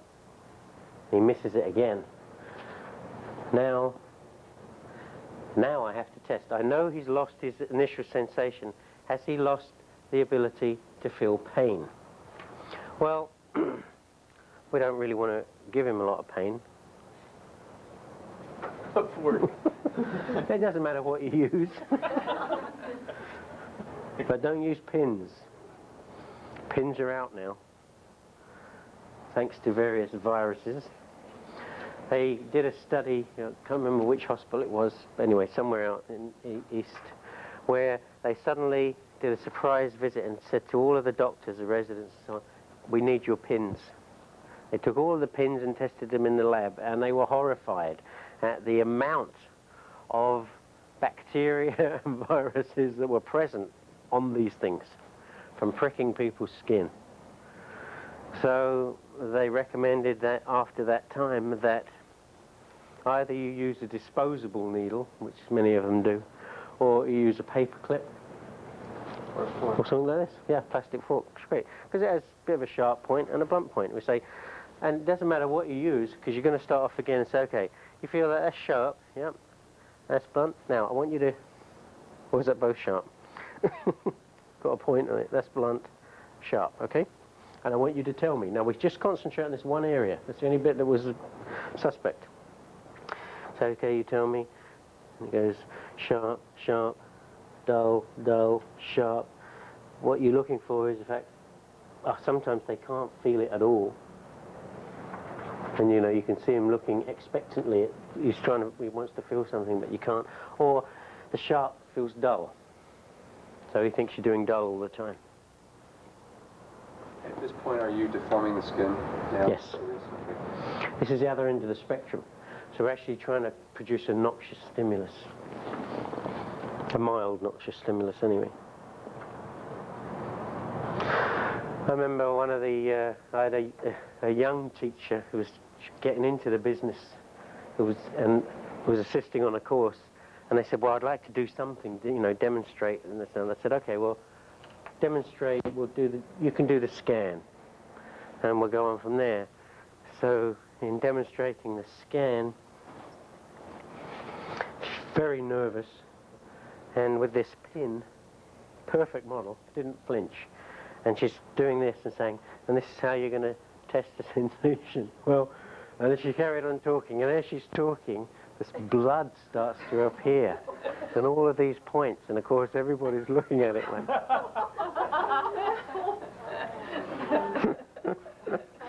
so we had to make a point of saying, you know, you don't really have to do it that hard. Don't enter the skin, just deform it a bit. Okay.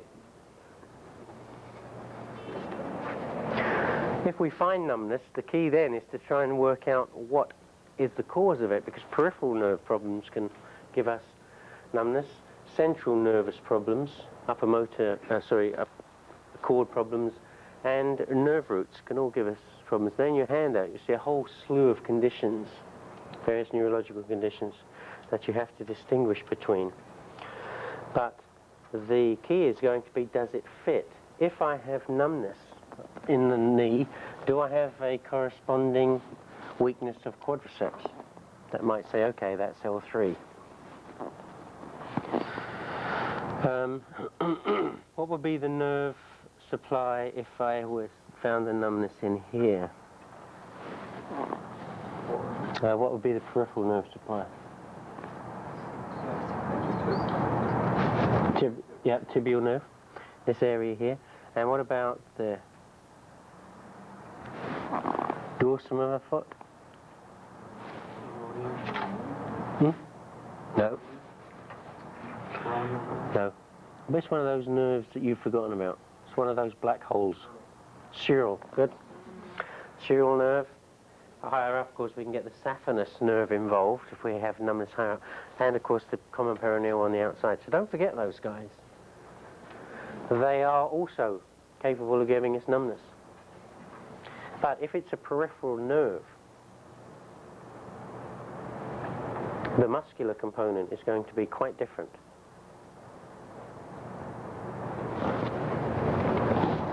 In most instances. For example, common peroneal nerve will give us what weakness? Common peroneal nerve palsy.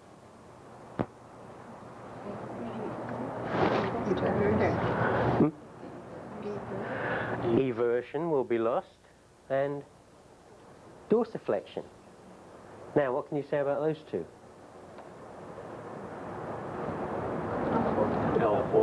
L4 and L5 and S1. They're too far away from each other to be a segmental nerve supply, right? They're in different segments. And that's how you separate it. If dorsiflexion and eversion are lost, then it's more likely to be a peripheral nerve palsy rather than a root palsy. Nerves have got all mangled up by this time. By the time they're down there, and they're mixed. Nerve root, if it was an L4 nerve root, which muscles would you expect to find weak?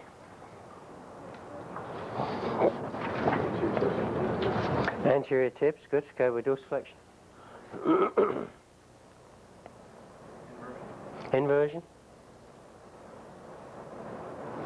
Anything else?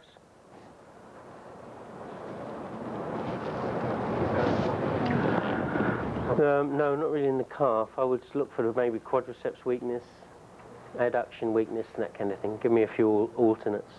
See how extensive it was. So that's the difference. They're quite different muscles, aren't they?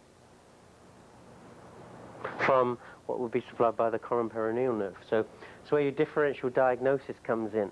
But unfortunately for you, differential diagnosis requires an acute knowledge of anatomy.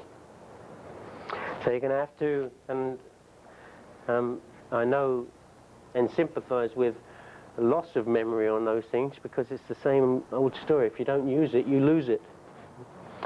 And hopefully in doing scans, when you're thinking about those things, okay, what could that be? Then it will rehash this stuff up again and you'll remember it. Then you won't have to struggle as much. But I'll give you a little test after lunch anyway, and we'll just see how well you can differentially diagnose some of that stuff. Okay, and the other S2, which we haven't done, but which we would do in prone, lie on your tummy for me, will be down the back of the leg. So that would complete the testing of S2. Now this is normally where you're going to find it, in the heel area, rather than up in the thigh.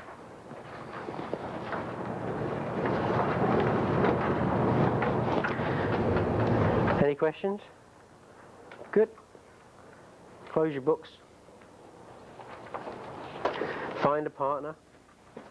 One person on the bed, one person standing by the bed. We'll have a bit of a pressure learning situation. Is that possible? Pressure teaching, anyway.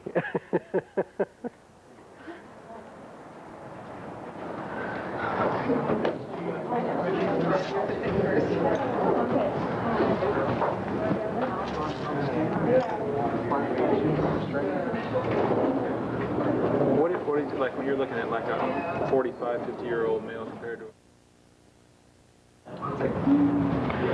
Okay, if the history has suggested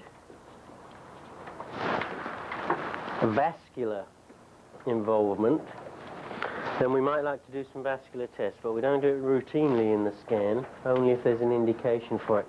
So what am I hinting at? What kinds of things will the patient say that might make me want to test circulation?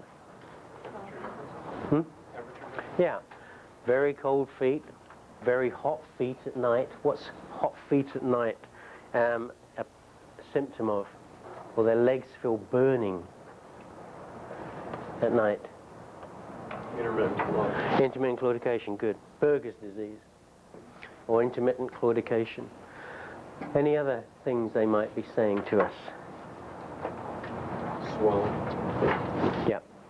My legs swell certain times, you know, and they feel so big I can't get my shoes on. Anything else? Cramps, yeah. And how do they talk about what kind of things do people say when they're getting these cramps? So what's an ischemic pain sound like from a patient? You listen to it and you think, that's ischemia. Pressure. Can be pressure. I'm thinking more of this cramping feeling. They don't describe it like that. They talk about a vice. Oh, it gets me in that calf. It feels as though I've got a vice around me. It burns. Those things are not ordinary symptoms. And you're listening to that and thinking, well, that's unusual. I haven't heard that for a long time. You're thinking of an ischemic condition, like, again, claudication.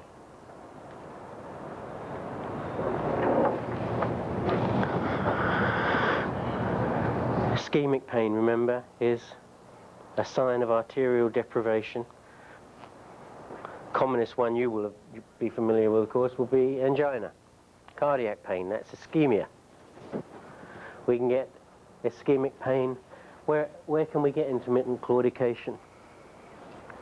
In the calf, yep. Anywhere else? The quadriceps, good. That's the one people tend to forget. From a femoral nerve blockage. Anywhere else?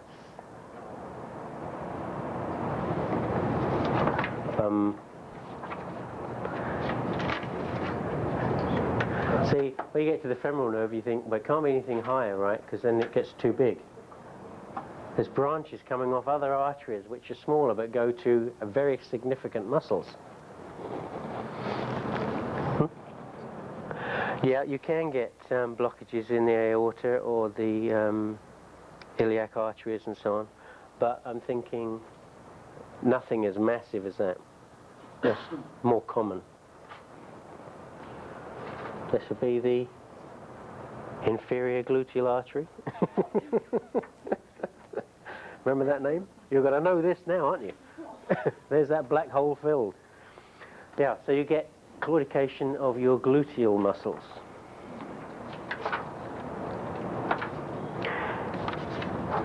And we'll look at how to separate those later on. The other thing, of course, which none of you have mentioned, which is a very classical problem, is throbbing. They'll say it throbs at night. It really aches. It's throbbing, just like a pulse. Well, it is a pulse. And what would the throbbing be indicative of normally? Throbbing pain, as opposed to this burning, cramping pain. That's arterial, right? The throbbing, aching, dull aching is venous. So maybe looking at some venous congestion.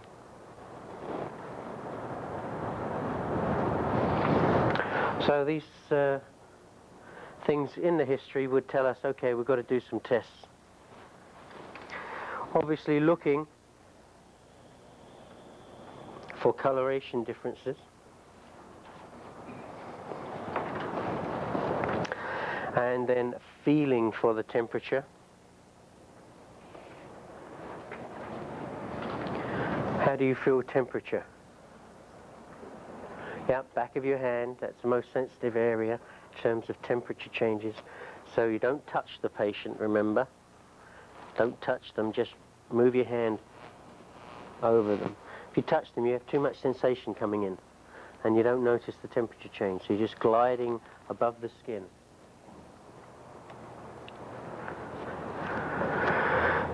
We will look at a swollen leg. Often when you look at calves, you don't know if they're big calves naturally or if they are edematous and swollen. So we use a technique called pitting. We just lightly and gently press into the shin and then release and see if we've left a big pit. Pitting edema would be indicative of lymphatic breakdown and venous congestion.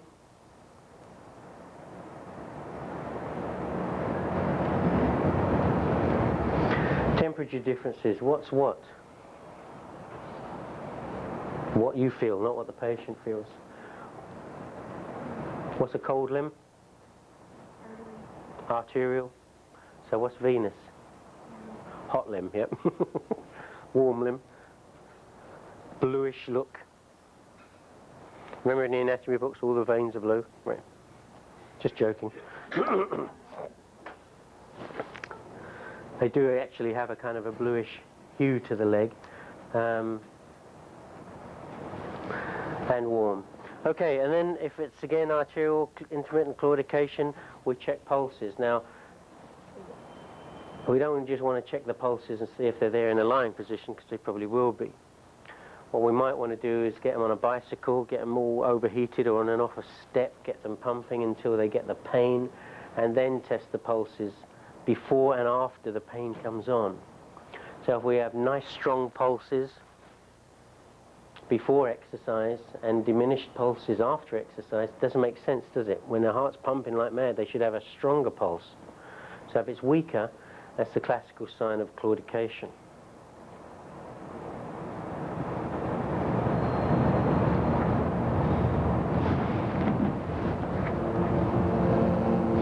And the pulses that we will use. Femoral pulse, felt in the femoral triangle. It's almost exactly midway between your ASIS and your pubic tubercle. So right in the groin. Popliteal, find the crease of the back of the knee. Move just slightly below that, right in the middle of the tibia. Push in. If you're above the crease, you'll go into the intercondylar space. You can't press the artery, so you can't find the pulse. Very important to be below that, so you can press the popliteal artery against the back of the tibia. That's how you pick it up. Most people miss it because they're too high. And then we have the foot pulses. We can test the dorsalis artery.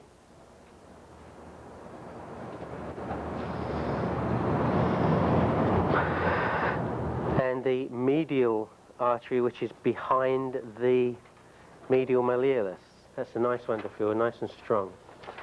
The dorsalis pedis artery you'll find if you just put your hands over the medial dorsal aspect. I use like 3 fingers because it's so variable, so you can cover that. Can I demonstrate all those pulses?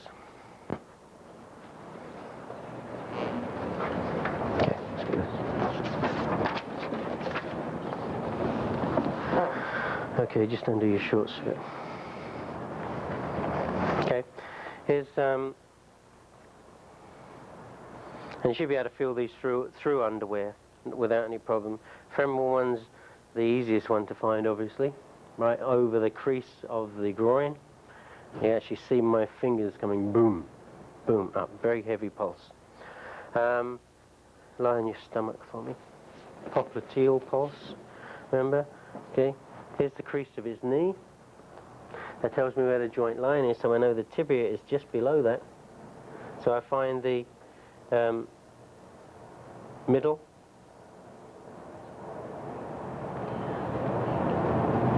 And again, you're strong enough, you should be able to see my fingers going up and down. Bump, bump. Okay. On your back again for me. The dorsalis artery. You can localize it like this using, as I say, I use 3 fingers, gives me a bigger coverage. Less variable is going to be the medial artery, just behind the medial malleolus. Nice strong pulse. So we'll test those 3 or 4.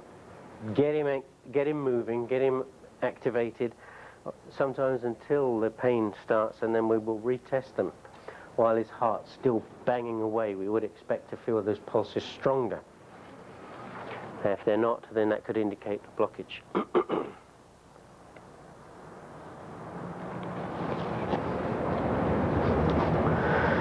Okay, any questions on those? Good. Let's say that's an optional test. Let's go on now to the last part that we're going to look at, which is the sacroiliac joint.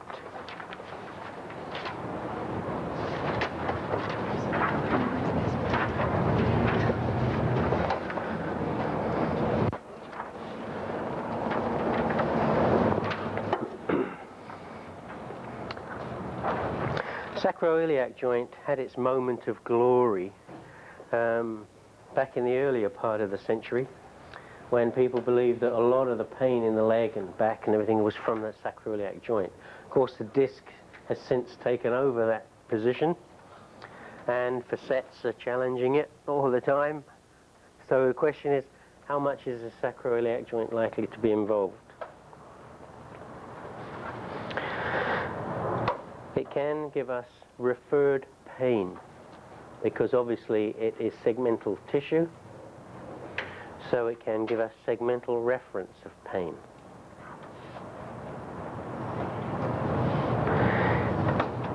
Into the S1, S2 dermatomes. So it can look like sciatica. Main difference here, of course, is that none of the dural tests are going to be positive.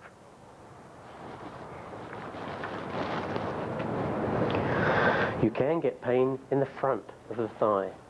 With an inflamed sacroiliac joint, the inflammation can in fact spread into the nerve roots that cross it, which of course are the L2 and L3. And that's a real challenge. That's a nice one to try and work out, because absolutely nothing makes sense. Except when you do the tests on the sacroiliac joint. I'm not interested at all in movements. I don't care at the moment if he has an upslip, downslip, or what he has. What I'm interested in here is diseases. Diseases and instabilities. Both of those will tend to give pain. Diseases are possible in women and men equally. An inflamed sacroiliac joint in ankylosing spondylitis is more common in males than females, even though ankylosing spondylitis is more common in women, and we'll talk about that later. Sacroiliac joint is a male problem, but women can have inflammations from other conditions, and in women particularly, this is the domain of the unstable sacroiliac joint, especially postpartum, or it can be during pregnancy where they've slipped, fallen down on their butt, going downstairs. This kind of thing can happen and lead to an unstable sacroiliac joint. Once it's unstable, then the incongruent joint surfaces that hold it so, the congruent surfaces that hold it so tight, throw the stress on the ligaments, so they become chronically painful.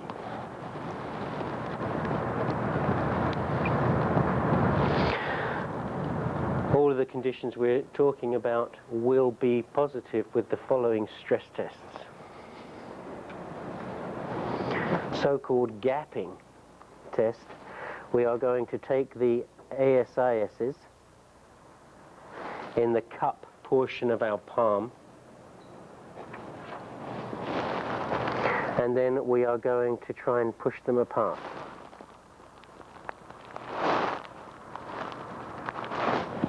This will tend to gap the anterior part of the joint, compress the posterior part of the joint. This one is very useful in picking up ankylosing spondylitis. It's very positive. We can then do rotary stress tests, which are useful in picking up instabilities. The cup of my hand is on the ASIS again, and I'm pushing one up towards his head and one down towards his feet. That will put a rotary twist through the sacroiliac joint. Again, how long do you do it? Varies.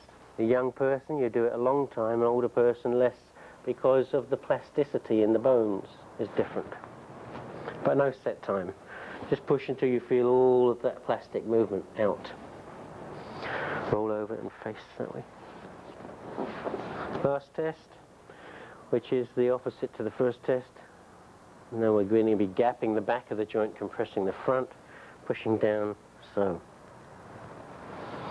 I've seen patients where the gapping test was positive in an ankylosing spondylitis, and this was negative.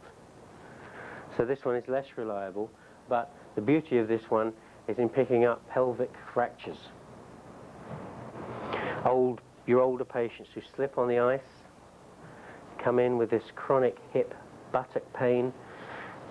Pushing down here reproduces that pain. It's quite likely they may have a crack fracture.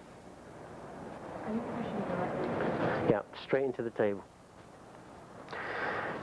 Because the greater trochanter will be in contact on the undersurface rather than the iliac crest, then this doesn't do both at the same time. You have to flip them over and do the other side as well.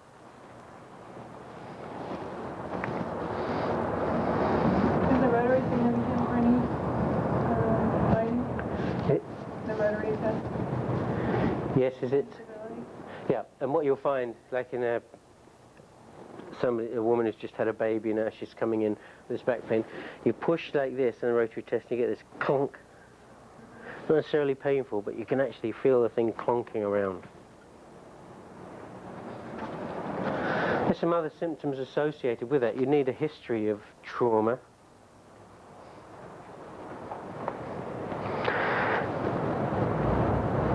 of those conditions, but they also have one classical symptom which is useful, is balance. Balance is terrible on that side if they have an unstable sacroiliac joint. So quite often when you're going to do your S1 test and you say stand on one leg, they do all over the place like this. Those same patients cannot hop.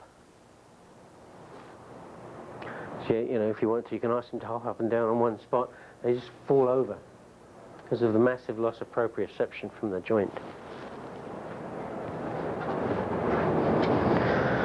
Okay, and that's all we're doing at this part of the test. This is all we do to the sacroiliac joint. We are not interested in movement tests, just the stress tests. Because only those tests will pick up potential diseases and instabilities, neither of which we can treat. Good. Any questions? Then let's just practice that pulses. So make sure you can find the pulses, and then the stress tests.